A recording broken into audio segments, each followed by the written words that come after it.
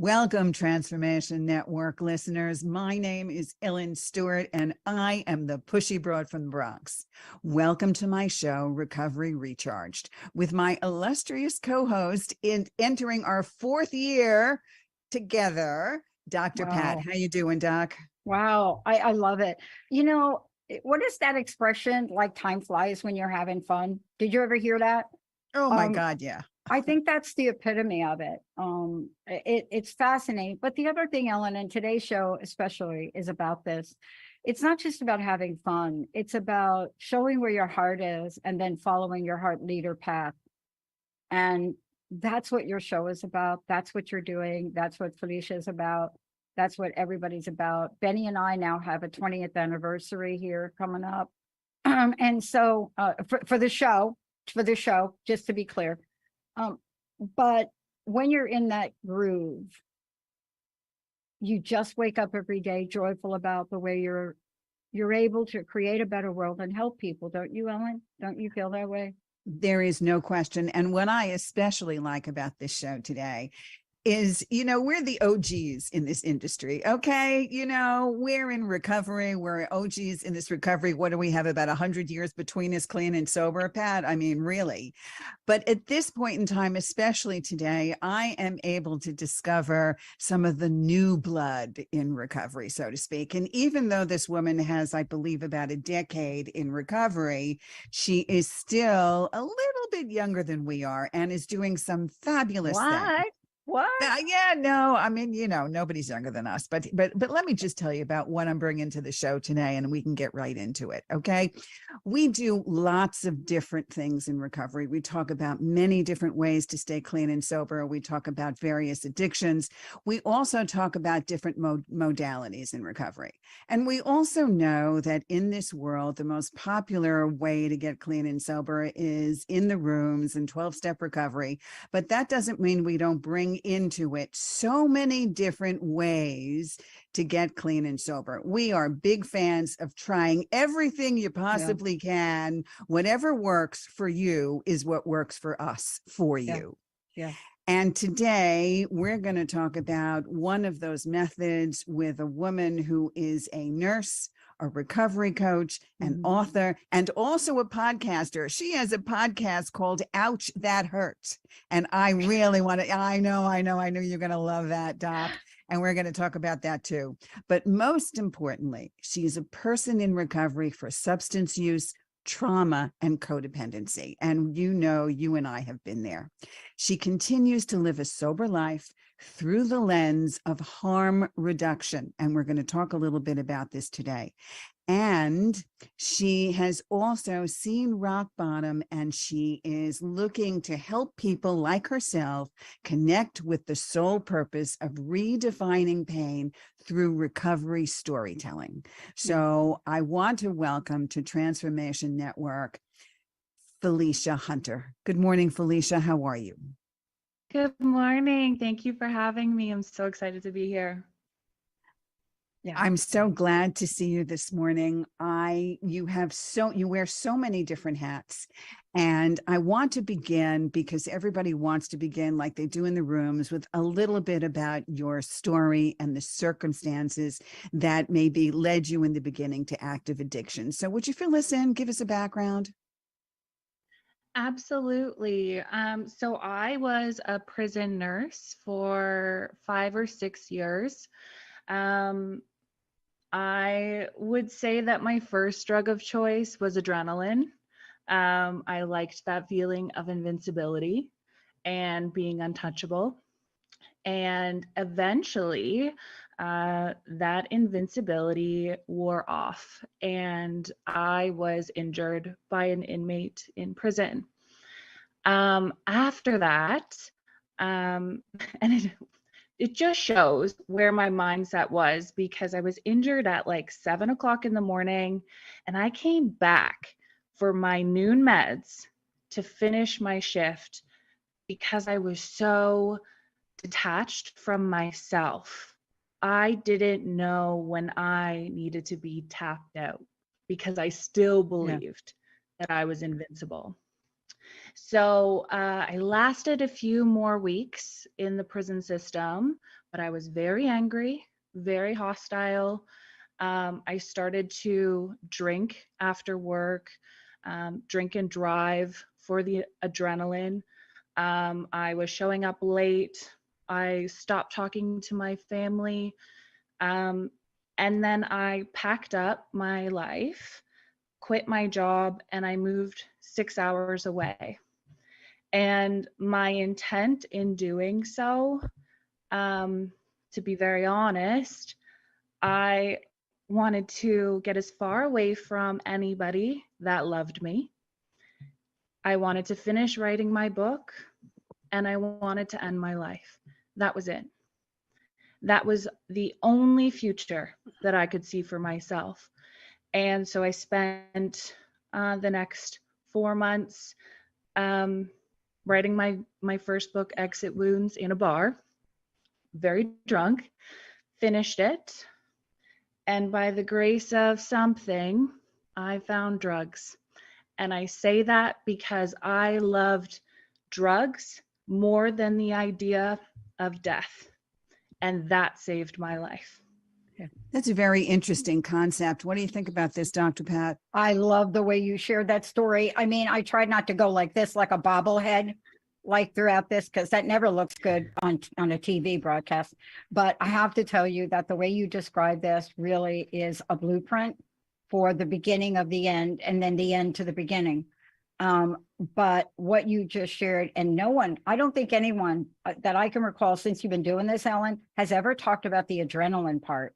I think this is the first time I've ever heard anybody put that together so beautifully, because we do leave it out of the equation, right? Congratulations to you. Thank you. Congratulations. All of us that take this pathway one way or the other, we do things. We have a realization. We quit our jobs, whatever that looks like. But then that's not what you did. You rose up and you're here today, Ellen, right? There is no question. I mean, we have seen so much trauma that causes so many different things happening, and the same thing that happened in your life, and certainly part of it that has happened in mine. But these are also extraordinary circumstances. I mean, the trauma of the attack in prison, the fact that you denied the fact that you were even having the problems, you were really going on high energy and overdrive, and the most poignant part of this, which is just so amazing to me because I have been there, is turning to drugs or alcohol in the beginning to save your life. And that's a tricky, slippery slope. But nevertheless, after that situation, okay, after you have decided that there was a reason for you to live, you still were left with a very serious addiction. So tell us, Felisha, how did you know after that you actually had a real problem? Yeah, I started to kind of party with cocaine, I'd say. And, like I still who doesn't party with cocaine? Recreational. Who doesn't party with cocaine? Okay, I mean, you have cocaine. You party. I feel like it's a little redundant right? there, just okay. A little bit. You know? Right, thank you, Benny. You're welcome. Benny says that's a little redundant. Yeah. Okay.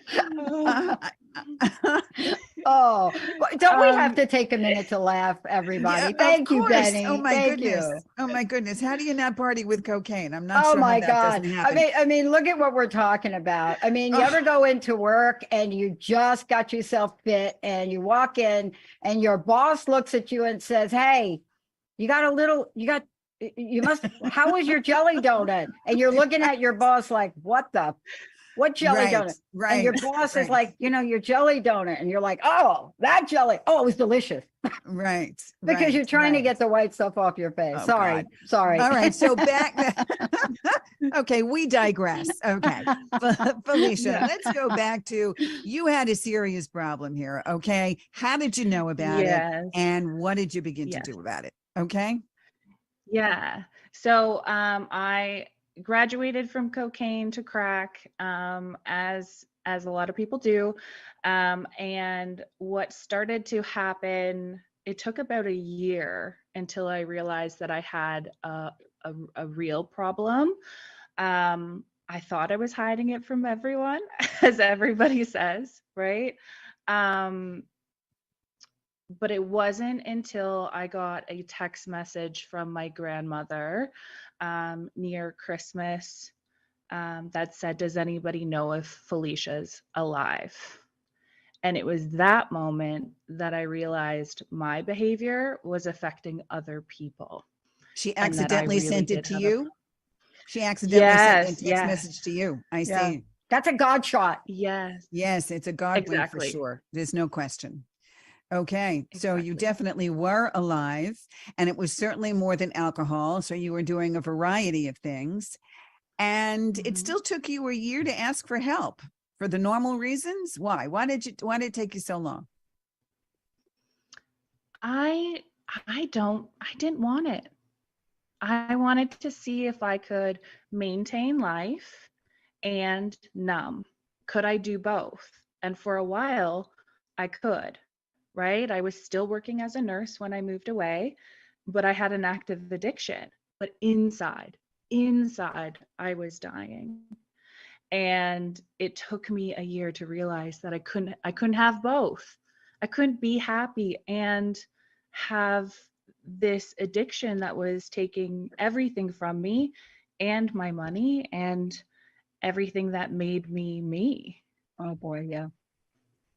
Wow. That's really something. You know, Dr. Pat, I want to talk to you about this. Yeah. Felicia talks about the fact that on the outside, she was partying, she was having a good time. On the inside, she was dying. Doesn't that happen to us? Is that what happened to you? How long did it take you to finally realize that you had to come to grips with this?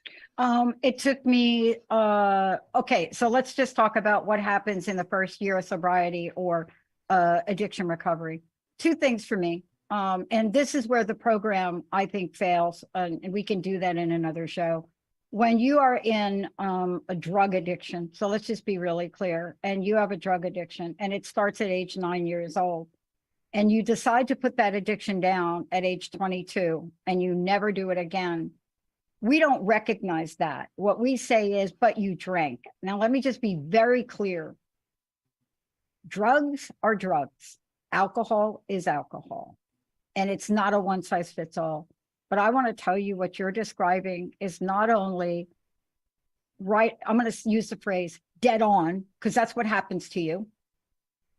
But it is so representative of so many people right now that are afraid to say, my life is unmanageable. You both know this. You know that whatever statistics you're reading are not correct. Felicia, right? You know this. Yeah. Um, how did it hit me? I went through an epiphany at 40 or whatever that year, a year before. And then the way I saw myself in the world changed. I don't know how to explain it. Here's the way I talk about it. When I do a keynote speech, I explain blah, blah, blah, all the thing. And I say, look, I walk down my stairs in my 4,000 square foot house on 6 acres with my sports car, my motorcycle, and my pickup truck, and my beautiful Lassie collie. And I walk down my beautiful hardwood stairs to a beautiful foyer. It's a foyer. And it's a foyer, people, and with all the great hand-picked tile. And I looked in the mirror like I always do. How do I look? I got going to my big executive job. I looked in the mirror, Felicia. I want to know if you did this. I looked in the mirror and I was unrecognizable to myself. And that moment changed everything. When I went into work, I called them out on illegal and ridiculous things they were doing to fire people. I don't know how else to explain it, but here's what I say. At that moment, an alien baby took over my body and I was never the same because I don't know the right words. But you had that moment, you had that epiphany moment, did. and that's what Felicia was describing. And that is an absolutely wonderful thing. And I believe that it happens to all of us. Yeah. Okay. So Felicia, did you necessarily hit rock bottom? What motivated you to get sober? Yeah. I think a lot of it was my family at first. And I think the other half, honestly, was 12-step, because I was that person I went to 12-step for 3 months before I got sober, every single day, almost drunk every time I went in there, never was shamed. And I had already had plans to leave there and go to the bar. Still had no one shame me. I still showed up. Yep. And then it was one night after I had gone to a meeting, I went to the bar, I blacked out, and I ended up in somebody's house, and I smoked heroin for the first time. Yep. And I overdosed. And my call at 2 a.m. was an AA person. Like, I can't do this. I'm going to die. And she said, okay, go home, go to bed. I will be there at 6 a.m. What's your coffee order? I had my bags packed. I was out at the front door. We called my mom in the car, told her that I had a problem. And this person in AA took me to a detox center. And that's how it happens. And I want everybody out there to know, especially in the beginning of 2023, I'm a very big, firm believer in new year, new slate, new things. And if it is your inclination to start again and promise yourself something, I'm all for it. Okay. You want to make a resolution that this year will be different, go for it. I believe 100% that this is the way to go.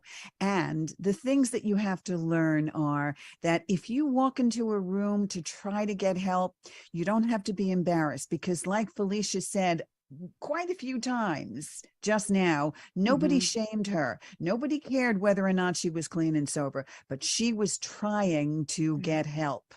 And that's what counts. Trying, constantly trying to be able to pick yourself up and do the right thing, no matter how many times you're falling down. Yeah. You know what I love about your story? And I want to just say this. There are many people, and honestly, there's a colleague of mine right now, and there are many people that want to talk about going beyond the 12 steps. There's a lot of conversation, that points to a program that has been in place for a very long time and that has worked for millions of people. I'm not of that mind. The mind I'm of is the one we're talking about today. And ouch, that hurt is perfect for this. I want to just make sure everybody knows, when you hear Felisha talk and you hear Ellen talk, if you go to Recover My Soul, you're going to be able to find out about what we're talking about and watch this young woman's journey that supports, walking the talk. Ellen is going to give you her website. Here's what I want to say to both of you. I love Marty Mann. I am one of the few people that still talk about Ms. Marty Mann. I talk about her, and I'll be talking about her too on Green. Why? Because Felisha, she believed in what you believed. She believed that, great. What was the year? 1930 something? I don't even know. Like back in the day, 34 to something. I think so. There was the program, and then there was Marty. Here's the misconception. Bob, I think Bill on his deathbed, Bob, Lois, he said, this is the program and it has to evolve and change. And where we are today is we're helping that. And what I love that you shared is, like me, you walk into the rooms and people don't say, gee whiz, you smell like you've been in an alley, and you were. They don't say that. Would you like coffee? Right? This is the part of the program that we have to talk about more. Why? Because we are talking about it. There are guidelines in the program. There are things that have worked in the past, but here's the way we're going to help people. We cannot be silent and be silent about our story and journey anymore. I don't care. Since we started to do this show, I can't tell you what I've been called as a business owner and a broadcast owner. I can't even tell you, and ask me if I care. I don't. Here's what I want to ask both of you, if I could.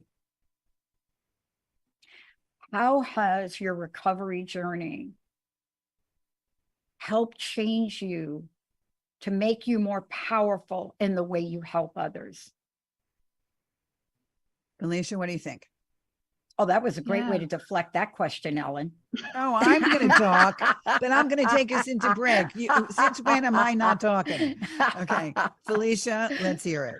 Yeah. I think when I moved from sobriety to recovery, that gave me, I didn't have the shame about my story that I did when I was just in the sobriety phase. And when I moved to recovery, I found a love for my story and my pain and the terrible things that I've been through. I found power in that, which allows me to see power in that for other people. And my sole purpose, goal is to help people see that in themselves. Yeah. That's a wonderful thing. And you can do that with Felisha Hunter by going to her website, recovermysoul.com. I love that. Recovermysoul.com. She also has a podcast, and you can find that on Apple and Spotify, which is Ouch That Hurt. She is also an author of several books. Unbelievable. The first one is called Exit Wounds, correct? And the second one, Felisha? Internal bleeding. And there's a And third I one. just signed a contract for my third one. Yeah. Which is I'm a quitter, and it's lessons of letting go. And that'll be out in 2023. That's really, really, really wonderful. I am so proud of your journey. I am also thrilled to be able to meet people that are coming up in the world of recovery and also finding out how important it is to be in recovery coaching. You all know me. You all know that I've been doing this for eons, and you know that this is always my calling. And I was fortunate enough to work with Dr. Pat beginning 4 years ago. You know my website, pushybroadfromthebronx.com. You know where to go. You know that I offer free consultations to start out. You can call me in the States on my 800 number, 800-889-1757.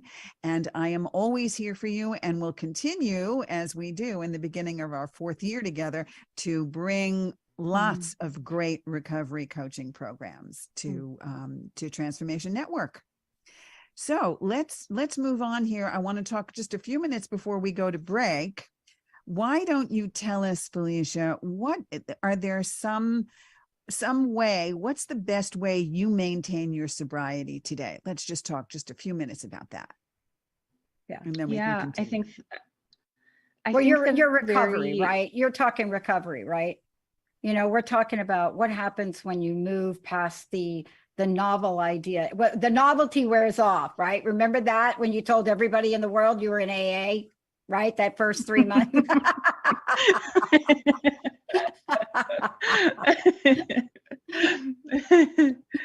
Yeah, I would say going into, the recovery phase, right? I really had to focus on my identity. And to do that, I had to start from scratch. I had to figure out what my favorite color was. I had to figure out what my favorite food was. I had to go right back, like, what makes me me? Because once I can marry myself again and really become one with my soul, then when I help others, it feels authentic to me. What was happening in early recovery is I wanted to save everyone, right? Fell in love in rehab because it was codependency, right? It wasn't coming from an authentic place. It was another way for me to escape myself. And so once I really did find myself and learn to love all pieces of me, even the messy parts, right? Then when I'm helping others, that keeps me sober today because it's now an authentic part of me, and I'm no longer putting other people above myself. My cup is full first, right? And then I can help others, and it's just been so different when I come from that place. So that really keeps me sober, and continuing to put my recovery first, setting those boundaries. no matter what I do, I put my recovery first. Yeah. We all know how important it is to talk about recovery, and it's not just about staying clean and sober. This is what we do. Dr. Pat, I know you talk with people all the time like I do. How important is that for you? I want to just explain to people what we're talking about when we say recovery. There is a degree of self-care that doesn't even touch the conversations that generally happen in the holistic world. You know, the idea of self-care for somebody in recovery, it's not a luxury. It's a requirement. It's a requirement. And what am I talking about? Yes, you have to maintain. Yes, you have to do the things that you've learned. Yes, maybe you have a sponsor. Yes, you have to call that sponsor even if you can't stand that sponsor that day because you know what they're going to say. But there's something beyond that. It is the life renewal part of recovery. And those are the things that we have to talk about a little bit more. You know, how do I live my life, Felisha? You know, here I am. Do I know how to live my life? You know, look, I'm just going to say this real quick. You may not believe this, people that you're listening. One of the hardest things to do if you've been using and drinking, let's just call it 10, 20, 30, 40 years. The hardest thing to learn how to do is love and relationships. That first relationship that you get into. Lord have mercy. Now, why do I bring that up? You heard Felisha. There's an MO where we must escape all that is hard. And then the escape door is shut. Right, Ellen? Right, there Felisha? is no question. Yes. And I mean, before I know we're going to go to break and come back, and I just want to leave you with one thing. I just saw a great thing on Instagram the other day, okay, about self-care. And it starts with, I'm not single, I'm just dating myself. Okay. So let's leave it right there at the break. We'll come back. We'll talk about self-care. We'll talk about recovery, more with Dr. Pat and the Pushy Broad from the Bronx and Felisha Hunter when we come back. Stay tuned. Cool. All clear, ladies.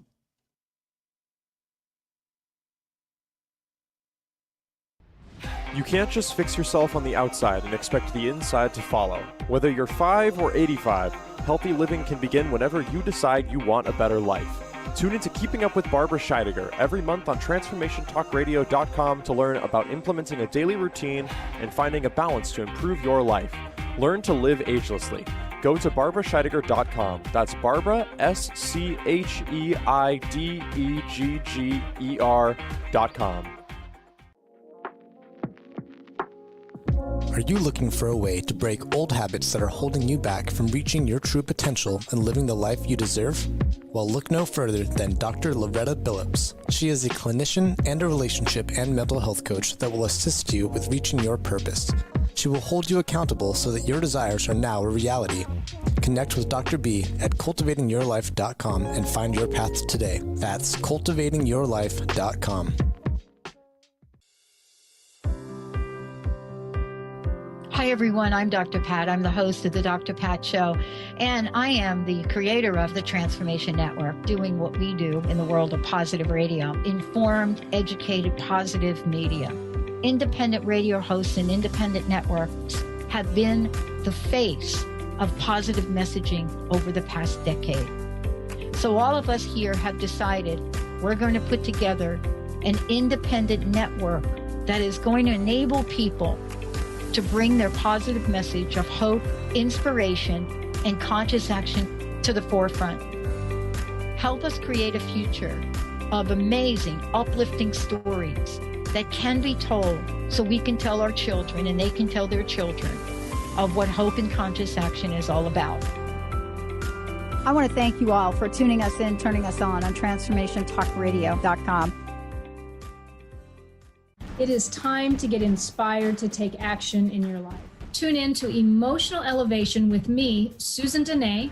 We are identifying, understanding, and treating our crazy one episode at a time.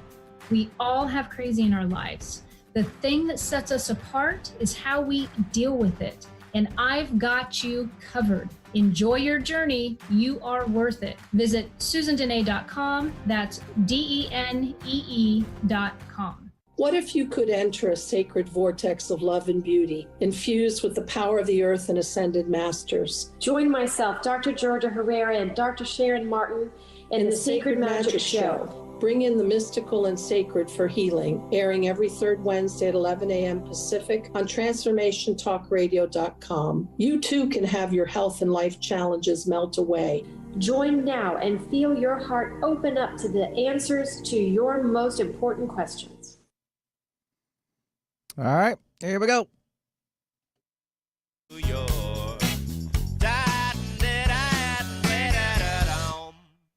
Welcome back, Transformation Network listeners. I'm Ellen Stewart. I'm the Pushy Broad from the Bronx. You're at my show, Recovery Recharged, with my good friend and colleague, Dr. Pat. We are talking to Felisha Hunter, who is a practical nurse and a recovery coach, author, and podcaster. And we're going to talk about the meat of this conversation, and that is another treatment modality, harm reduction. And this is where Felisha Hunter specializes. So, Felisha, you mentioned at the beginning that you were sober through a variety of ways, and I understand that harm reduction is one of them. Tell us about that and what impact it had on people experiencing addiction in your world.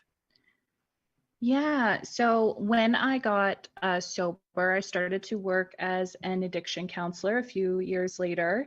I then discovered harm reduction. Part of my role was to meet people where they're at. And so I would go out onto the streets. I would teach people how to use their drugs safely. And in doing so, it kept them alive. It kept them alive until they could come to that moment where they could choose sobriety or choose recovery, whatever that meant to them.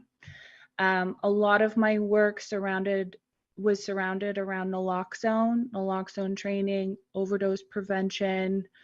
And it was incredible to see, there was a client that I would meet every single day. I would sit with her. I would watch her do her drug of choice safely, and she would go on her way.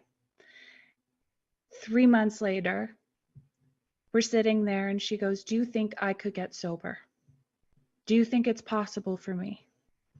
And so we were able to streamline her to treatment right then and there. That was something we had to give her that time to see it for herself. And so the way that I've kind of brought harm reduction forward, it's a way of life, right? So you can take it down as simple as spraying your hair with heat protectant before you curl it. That's harm reduction, right? Having one slice of pizza instead of the entire one, harm reduction. There are people who choose to smoke marijuana instead of heroin, harm reduction. They switch from injecting their substance to smoking it, harm reduction. And so when I look at my life, I'm constantly looking at ways when I'm making decisions, because my default setting is to create harm to myself and others. That's part of my default setting. And so if I look at harm reduction, when I go to make a decision, is there a way that I could make this choice less harmful to myself and others? And if there is, it's giving myself that pause, reassessing, and figuring out how I'm going to make a decision from here. That's harm reduction. Harm reduction is I love extremely. that. I like that you shared this, Ellen. Right? Go ahead. Let's talk about why that is. A couple of weeks ago, I'm not sure which show I did or if I did it with you, Ellen. There was a gentleman on who really said all drugs need to be legalized and managed. I mean, that was his wasn't on my line. show. Yeah, that was his bottom line. And then I listened. I stopped and I listened to what he said, and he came prepared to talk about statistics, about safety, about harm reduction, about the management of this that takes people out of harm's way that are not quite ready to take the next step. Do you believe, Felisha, that the process of harm reduction could in fact be a way for people to take a step, pointing them into a place of better care, which may ultimately help them make that ultimate decision? Yeah, I think it's adding another avenue, right? If you're unable to get yourself to a room, a 12-step meeting, right? Yes. Then maybe you need something that meets you on the street, meets you in that crack den, something that is with you because you can't make that step for yourself yet. And if that means naloxone, if that means having a buddy that helps you inject, if that means switching up your substance. When I look at my journey, right, I liked drugs more than the idea of death. We want to preserve that time until they're ready to choose recovery and choose healing for themselves. And what this has allowed me to do is just create a space of time. Let's just have more time here and keep you safe until you're ready or can see a life for yourself. Sometimes going into that 12-step room, if you're in such a dark place, it feels like a pedestal that everyone in those 12-step rooms are on. They made it. And I'm way down here with so much pain. Why even bother? Yeah. Right? Yeah. Yeah. Yeah. We think this There's is a whole insurmountable. Right? Yeah. We all think this is insurmountable. There are many different philosophies around this. And the reason why harm reduction was even invented was because in the rooms, like you said, the 12-step modality is based on abstinence, right? It is all or nothing, right? Our philosophy in 12-step recovery is one drink is too many, 1,000 is never enough, which means basically you can't just have that one Lay's potato chip, right? You have to have the whole bag. Yeah. That's what that's about. But that's when you get to know yourself. All right. For me personally, I couldn't just turn around and say, I can just have a joint occasionally. I can just have a drink occasionally. I can just have one piece of chocolate cake, even though that entire chocolate cake is in the refrigerator now. But that means we get to know ourselves. And the best thing about harm reduction is, like Dr. Pat has kept saying over and over again, recovery is not one size fits all. Okay. It's not about the fact that you can just stay sober and clean and in recovery if you are completely abstinent. I work with people that are on methadone. I work with people that are on Suboxone. I work with people that are that are no longer sharing needles in an unhealthy way, but are alive and well and working towards their recovery. So, Dr. Pat, what do you think about this modality? You think it's here to stay? Oh, it's essential. Come on, let's talk about the reality of this, because we haven't done this yet. You know, what is a day in the life of an addict? How do I know? Lost all of my sisters, lost them all. So what is a day in the life? And, you know, there's no real conversation about what a day in the life looks like.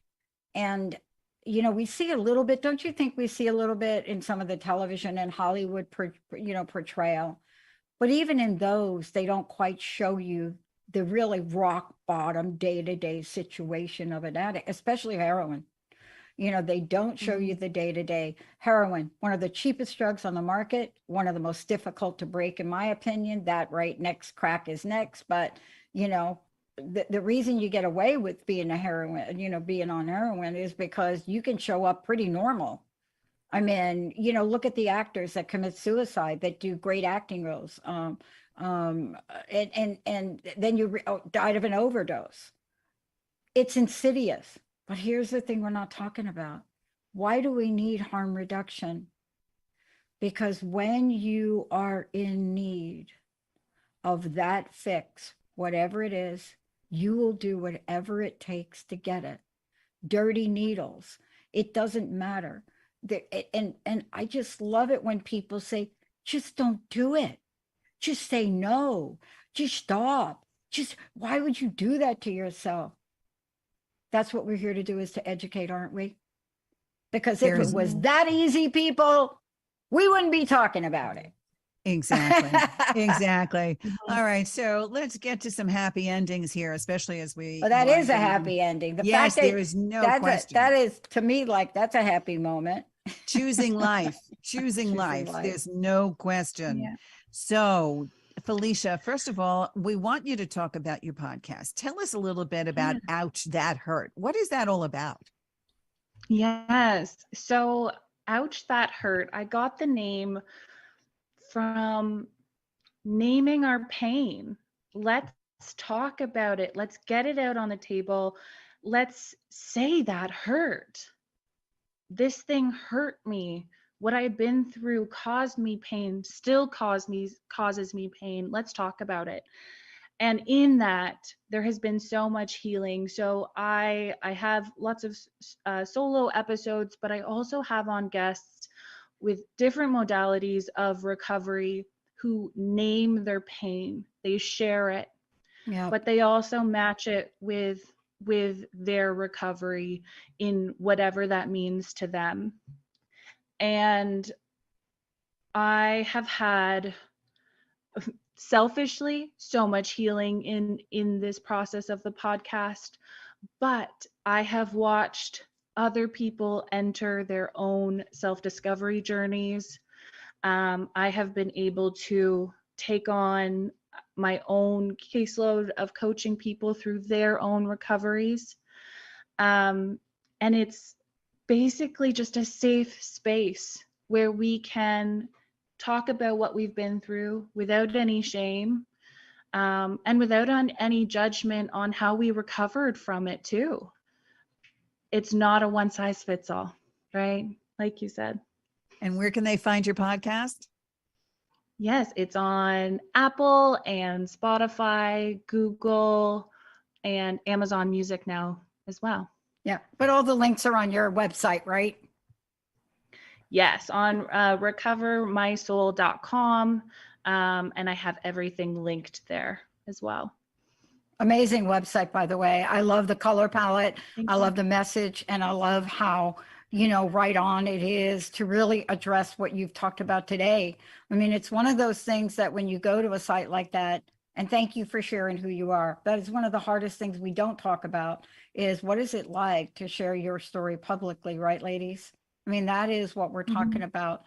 But I just have to say, Marty Mann was a maverick. She was the first one to go to High Watch, to go up there to Connecticut. She was the first one to say, I'm in treatment for women.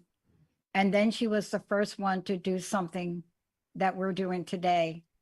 For anybody to talk about being an alcoholic was pretty taboo. And this is a woman that went on a famous television show at the time, What's My Secret? And the thing was, which one of the three of you is the alcoholic? And there sat Marty, and nobody picked her. Hello. But we have to keep telling stories, don't we? We absolutely do. And certainly Felisha had a huge story to tell. So, and I'm really, really glad that you talked about your trauma, and you talked about getting well, and you talked about spending some time in the detox and continuing on. And I know that you have some very interesting descriptions of the books that you have read, and the new one as well. So tell us again the name of the books and give us a little synopsis about what each one of them is about. Yeah, so I wrote Exit Wounds in Active Addiction. So it is very dark. You see me go from butterflies and rainbows to I'm in a really dark place and I love it. It is probably one of my favorite books, or has a place in my heart, right? It's just a time in my life. So there's that one. And then I wrote Internal Bleeding in recovery. And then my third one here which is I'm a Quitter, and it's Lessons of Letting Go, and it's more of a memoir. It is all of the phases of things I've had to let go, including substances, including shame, including my relationship with my body, all of these things that I've really had to work on and dive into, and what life looked like when I was holding on to these narratives, and then what life looked like when I let them go. So that one will be out in 2023. You said in the beginning about the first book that you wrote that you were in a dark place and you were loving it. Is that what you said? At the time, Yeah, I totally relate just to tell that. us a little bit about Yeah, that. let's hear your side of that, because when you said it, I'm like, oh yeah. But let's explain it. Ellen, great question. Let's explain it. Yeah, it is so raw and real. I felt so alive. I didn't want anybody to fix how I was feeling, even though it was painful. It was like this bittersweet place where I was like in my misery and you couldn't change it, because being in it almost gave what I'd been through justice. At this, like, I've been through this, so now I deserve to be in this dark place, and I'm not moving, and you can't tell me to move. I've earned this spot to be dark and jaded and mean and hate everybody, you know? I earned this place, and I'm going to stay here. And you're absolutely right. And this kind of brings us back to the beginning with we have really never talked about the fact that we liked being where we were. Okay. We always talk about the fact that we're in pain and we need help, but the things that drove us to picking up a drink or a drug are the things that also kept us there. We liked doing it. I loved getting high. I loved drinking and drugging, and I thought I absolutely deserved it. How about you, Doc? Same with you? I didn't know another way. I mean, this started for me at a very young age. You know, it started with me early on with my mom, an addict and alcoholic, giving birth to me. And then because I cried for 4 years, and you're in a good Italian sort of family, they put Sambuca on your gums, right? I mean, think about it. You're 4 years old. You're not teething anymore. But why are they doing that? Why does that work? The bottom line is you don't really know another way, and you don't know there's another option. You see, we're talking about it here because we found that. But when you're in the middle of the soup, all you can see is the soup. Yeah. Yes, Right? and you don't realize that you're drowning in that soup. You really don't have no realize you're idea. drowning. You know, somebody asked me if I had an analogy for my journey of addiction. I said, yeah, here it is. Let's talk about the journey of addiction. The story of the frog. You put a frog in cold water and the frog doesn't jump out, but you slowly turn up the heat, see? And the frog just boils to death. Recovery and the awakening of recovery was like when you throw the frog, I'm the frog, in boiling water, we jump out. But to get from the place where you don't know the heat's being turned up to the place where it's way too hot, that takes a bunch of awakenings. And that's what we're talking about. You're absolutely right. There is no question. And it's very easy to miss it and drown no matter what, because just like Felisha was saying in the beginning, that she just kept going and she didn't see how bad it was until it was life threatening. So that's a really big deal. And I so appreciate the fact that your 3 books are awakenings and they're the steps in your recovery and moving forward. So I want to talk to you about what you feel your message should be for those listeners today. Give us an idea of what you want to impart with us and what you want us to really know about you. Yeah. So I had just developed this new program that I'm launching for April that people can take with me, and it's called Authentically You. And what this means to me, it coincides with my books, my podcast, right? It's that this is me in my pain, in my recovery. this is who I am, right? And so when I'm looking at my message is that although pain feels so permanent when you're experiencing it, reaching out for help makes it temporary. And I couldn't be where I am today alone in my recovery. I needed other people to bring me to a place where I believed that my pain was healable and that there was a life beyond what I was feeling.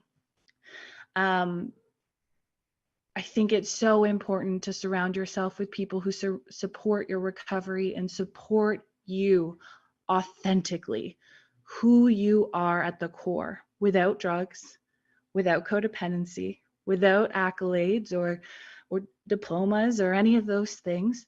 Let's break it down. Who is in your circle that loves you for your soul? And do you love you for your soul? And that's my message. And that is the journey that I am bringing clients on one-on-one. And now I will be bringing people on in a group way as well. Tell us about the registration, where they can register, when it is, what's going on. Is it virtual? Is it in person? Tell us about it. Yes, so it is virtual. There is a whole page on my website that is dedicated to it. It says Authentically You at the top. You can read through all the requirements as well as the curriculum. It's a 12-week program. It's 90 minutes a week virtually, and you can also get one-on-one sessions on top of that to kind of integrate the work in between our group sessions. So all of the information is on recovermysoul.com or my Instagram at Felisha Hunter. The reason I became the pushy broad from the Bronx and owned it is because I needed people to see exactly who I was and be proud of it. Yeah. So I know exactly how you feel. What do you think, Doc? I think, we talk about this a lot. I think men have had a jump start on coming out, and for a lot of reasons. And, contrary to what you may believe, women have had a different journey. They've had to deal with who they are. They've had to deal with how they show up, the guilt, the shame. I'm a woman.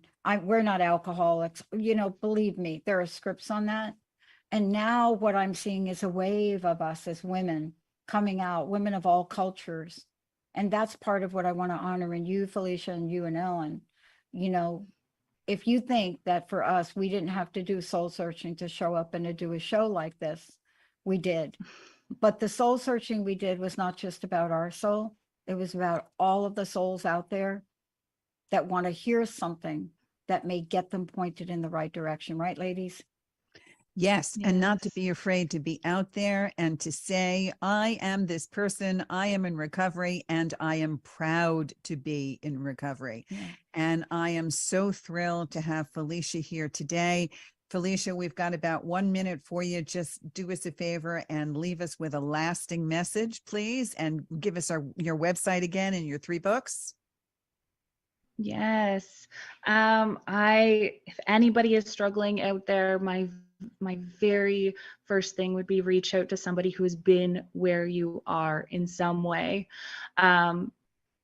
It really does help having someone shine that light for you. If you are looking for one-on-one coaching, you can find me at recovermysoul.com. You can find me on Instagram at Felisha Hunter.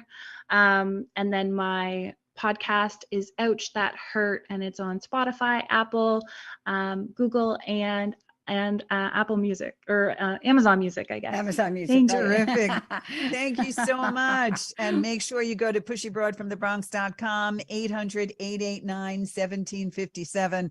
It's such a pleasure to be here going into our 4th year. Happy New Year to everybody. Dr. Pat, why don't you just summarize here and take us out? 2023, the year to be free. 2023, the year to be me. Please, everyone, join us. We know you can do it. Everything you heard here is in support of you. And please pass it on. If we're not talking to you, pass it on to the friend that you know that could use a little help. Thank you all. Thank you so much. Thank you, Benny. Thank you, Jacob. And thanks to the best audience on the planet.